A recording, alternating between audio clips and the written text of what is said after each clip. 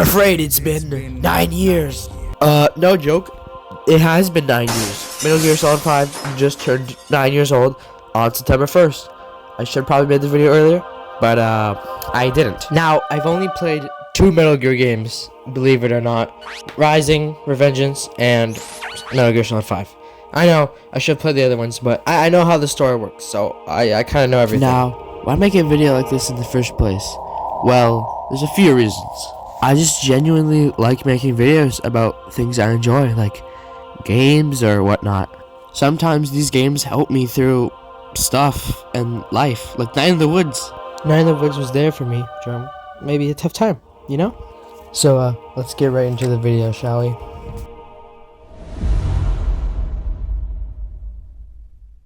So we wake up in a hospital, and it turns out we've been in a coma for 9 years. It turns out we were in a helicopter crash, and which completely destroyed our face. Completely reconstruct your face. Have a look. So it turns out we're playing as Big Boss, but no, not really actually. We actually customize our character. So after we're done making character, we get to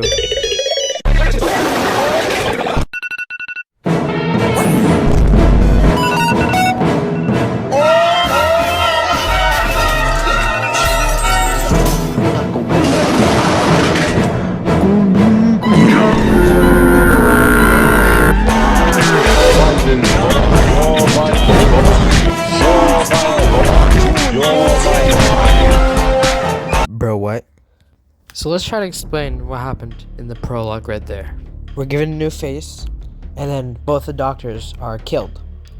And then the person tries to kill us, but we're saved by a guy named Ishmael, I think that's how you say it.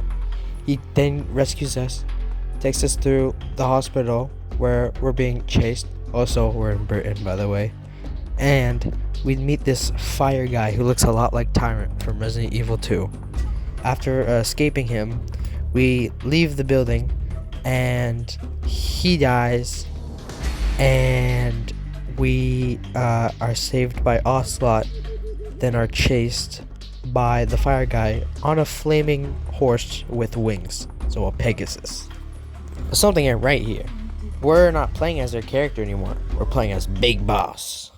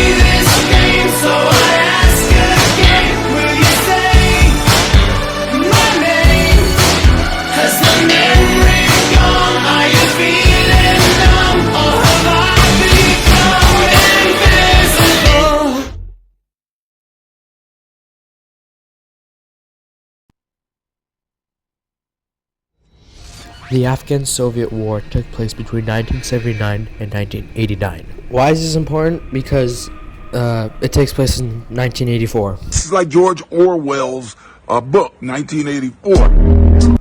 We're tasked with saving Kazura Miller in 3 days. And if we don't actually save him in 3 in-game days, he dies. Sneaking around, we find out where Miller's being held. Some kind of like facility or fort. We find him and rescue him, return to the helicopter, but then there's something in our way. We come across Illuminati zombies, basically, and they run in fast motion, which is pretty creepy and weird. As the helicopter lands somewhere else, we have to try to find our way around these shadow Illuminati people. Successfully avoiding them, we can finally return to the helicopter and go to Mother Base. Snake. Why are we still here? Just to suffer. Every night. Feel my leg, my arm, even my fingers. I bet you guys all recognized that, Finally know where it came from, or if you already knew, and if you didn't, it comes from Metal Gear Solid 5. Oh yeah. So now we're finally at Mother Base. Mother Base is where the Diamond Dogs are, and it's like a mercenary group. So it was also destroyed previously, and now it's rebuilt for Big Boss to lead. During a mission, we're tasked to receive the honeybee. So this honeybee is a rocket launcher, or it's a weapon given from the CIA to the Hamid. You know, sometimes in games like these, I just like to go full out and blast everyone in the area, but sometimes sneaking is very good. Something I also really like is how the game added cassette tapes. Yes. Now these cassette tapes can play music and you can listen to mission recordings. But by far my favorite thing about it is that it plays music. And around the map you can find cassette tapes of 80s music. So while you're sneaking through somewhere or just murdering everyone, you can listen to some tunes to make it better. Personally, my favorite song is Only Time Will Tell by Asia. Really good song. Sneaking back into the building, we eventually come across the honeybee.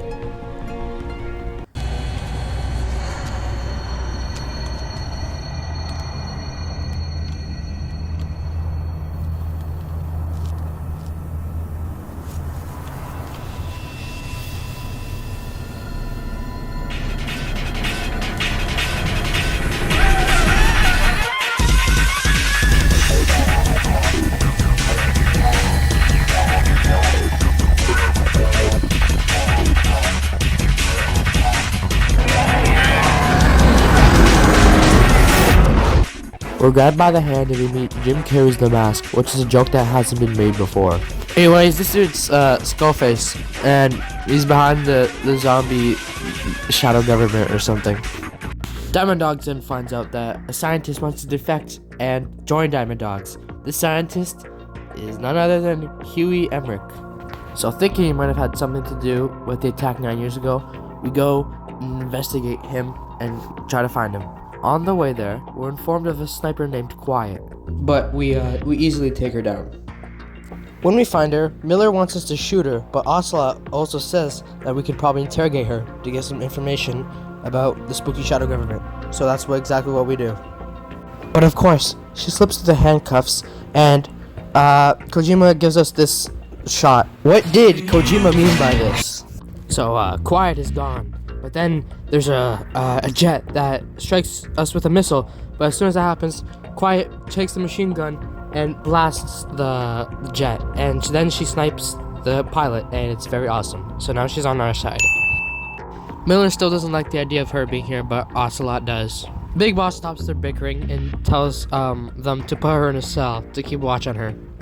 You know, something I love about this game is that at the start of every mission, it'll have like what they have in shows, like starring, or like the cast members, like starring Snake, Revolver, Ocelot, Miller, and then it will be like directed by Hideo Kojima, which is honestly a pretty smart thing to do, and I really like it. It's a nice way to tell a story. And every mission starts with like an episode title, and then when you complete the mission, it'll do like a credit scene, which I think is a really nice detail, and I really wish to see more video games do this. Moving on, we find Mr. Emmerich, and it seems he's building a giant Metal Gear. He's been working with Skullface and his shadow government, but that doesn't really work out too well for him. So we gotta go find him and take him back to Mother Base. Huey's also behind the Cypher Strike Forces off and might have a thing to do with the attack 9 years ago. We meet Big Hugh, and fixing his legs, we take him back to Mother Base. But then we're shot by the giant Metal Gear, and Skullface is gonna kill us, maybe. We get Hugh on the helicopter and take down the giant Metal Gear with no problem. We return back to Mother Base, and we try to get some answers from Huey, but he's not talking. Big Boss doesn't want to go further with it, because what if he wasn't a part of the attack 9 years ago? So, however, Huey tells us that Cypher is doing something in Africa, and they want to make a weapon to surpass Metal Gear. We then arrive in Africa to help with an oil leak, And we eventually find a bunch of bodies with some weird stuff on their lungs. Next, we gotta go find and steal a cipher truck. But it just so happens that the skulls are defending it. Upon stealing the truck, we find out that there's raw materials for a nuclear weapon inside of the truck. We go back to Mother Base and try to investigate quiet. So, she doesn't wear clothes, she doesn't sweat, but she understands English, and she never speaks. Also, she breathes through her skins, so that's why clothing doesn't work. What did Kojima mean by this? Our next mission is to kill 6 targets due to the Civil War conflict, and those 6 targets turn out to be children. These kids decide to offer us diamonds, and of course, we take them back to Mother Base. So it turns out the crawlers that we used to save Emmerich, he wants to make his own like spin-offs of the Metal Gears, so we can basically have one of those. So we find out that the children we saved had a leader, and we're going to find him right now. He's located at the Devil's House, which is oh wow, okay. Oh look, it's the fire guy that was in the prologue. So we kind of just skedaddle until the helicopter's ready to pick us up. There's more child soldiers, and they're being led by a guy named the White Mamba, and turns out it's a kid named Eli. So after we beat him, we bring him back to Mother Base, of course. We then find out there's a sickness going through Mother Base, and some of the staff members are getting a little sick. And surprise, it's that lung thing we found in Africa. But it turns out everyone who speaks that language has it, so they put everyone who speaks the language on quarantine. It's kind of strange if you ask me. Someone from our intel team gets captured, so we gotta go find them because we need intel. And we bring them back, and so it turns out the disease is a pathogen, and an old guy knows how to cure it. His name is Kotaker. And on our way there, we find some snipers, but they're women ghost snipers. We get through and find Kotaker at the bottom of the base, which looks like a Dark Souls boss arena. He tells us to shut up and that our life depends on it. So Kotaker talks about a parasite, and the bumps on the chest are actually larvae, and they attach to the vocal cords. So when they hear a certain sound, they begin to mate, and that kills the lungs, and that's how they die. So silence is the only way to keep it from spreading. Get it? Because quiet sounds, yeah, I'm not funny. Oh, and the good news, there is no cure. Skullface basically forced Kotaker to make the disease, so that's also pretty nice. Skullface wants to teach the parasite the enemy's language, so, he can, mass infect everyone. So dude basically wants to wipe out every language except for English. Kotaker reveals that it's a special strain of the parasite that turns the females into the males, so it won't produce. However, doing this also affects the host, so the ghosts then find us, and Pequod dies. Everyone rest in peace, Pequod. So the ghosts start to infect the people, and we have a big battle scene. So Skullface's plan is to sell nukes to everyone, basically, but he'll still have some control of the nukes. Now we're back at Mother Base, trying to make more of this cure that Kotaker was talking about. And in the meantime, we burn some bodies that were infected with it. And just so it turns out that Skullface is using the nukes to be a distraction so he can make more parasites. Skullface already released them Russian strain in the area, so all the Russians are basically gone. And we meet face to face with Skullface. Hey, get it? So we go on a ride with Skullface, and he mentions that he was actually a backup for the Snake Eater plan, which is a whole different thing. Turns out Skullface had a little bad childhood, and he wants to take over the world for some reason, as like every bad guy does. We return to the Metal Gear, and it turns out that the Man of Fire was actually Vulcan, from Metal Gear Solid 3, this whole time, and he's been kept alive by the child. I'm pretty sure this is Psycho Mantis from the first Metal Gear game. So the Man on Fire just kind of walks away, and Skullface is like, hey, you're not supposed to do that, and he kind of dies. So now, Psycho Mantis, I think, takes control of Eli's hatred, and together they pilot the new Metal Gear. I forgot what it was called, but now it's coming to kill them. This Metal Gear has a whip sword, what? So Skullface is surrounded by the fire, and he basically knows he's gonna die. But it's okay, because everything he did is working, and his plan is in motion. We end up defeating it, and the the mind of Eli stops possessing the robot, so we find Skullface, who's pinned under a metal structure, and we find him with the virus. Snake starts to throw out the parasite, but the boy has one of them, so keep that in mind. Skullface asks us to kill him, and so we do. We shoot him. Also, Huey gets to do something. The Metal Gear is it even a Metal Gear? It probably is, but I'm gonna keep calling it that. And then we get this scene, but Eli's still here, and Psycho Mantis gives Eli the parasite tube. Not good. So we get a little more info about Psycho Mantis, or the boy, and he's called the third boy. He was a Soviet test experiment, basically. So it turns out Eli was trying to lead a rebellion with the kids or something like that, and then he takes over the Metal Gear, which we just got, so that's pretty nice. He takes hostage of the pilots and makes off with the kids. Also, turns out there's been another outbreak on Mother Base. We get a transmission where it looks like a zombie attack on one of the crew members. Of course, it's up to us to discover what's going on. So this new strain of parasite wants to get outside so they can die, and the birds pick the flesh off their body and spread the disease elsewhere, basically. We find some goggles and we get to see who's infected, which leads to like the worst mission in my opinion. And by worst mission, well, I guess really scene. It's hard to play and just watch.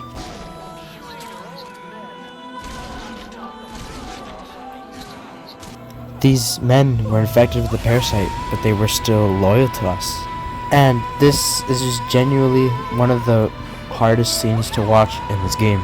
Kojima, masterpiece at making games. I love him. We burn the bodies and Snake holds the ashes, but Huey isn't happy because of this, and he thinks that's our fault that we did all of this.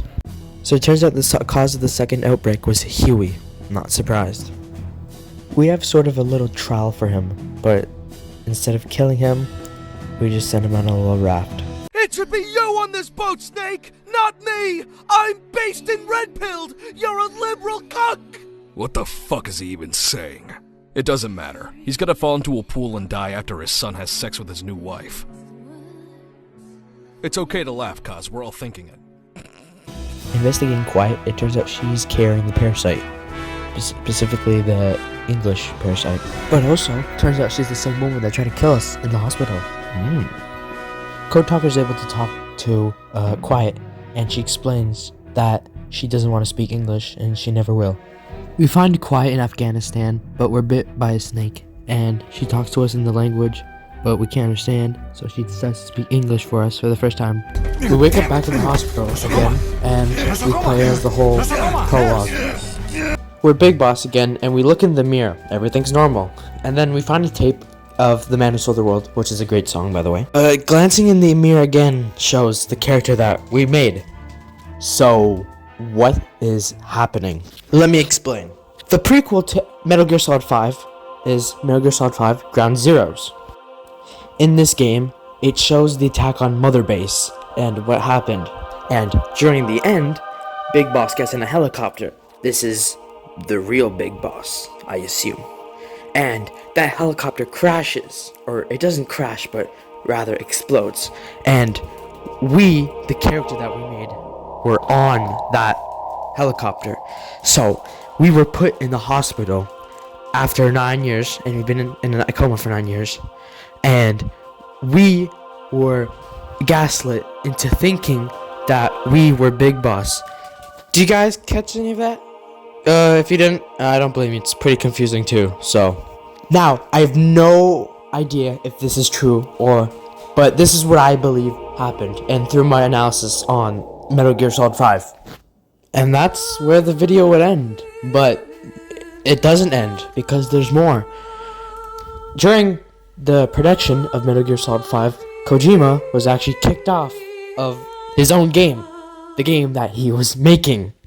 So Kojima went over budget, and Konami didn't like it, so they kicked him off Kojima Productions. And without Kojima, they made Metal Gear Survive, which was pretty much a disaster. Now, a lot of people say that Metal Gear Solid 5 is unfinished, which is basically true.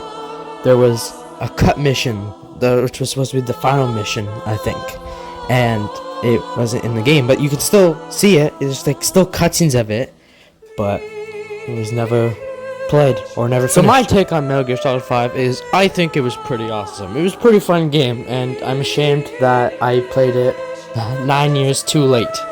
So thank you for watching, I guess. Also, it's my birthday if you're watching this on the 29th. So yeah, like, subscribe if you want. Next video, probably Beastars.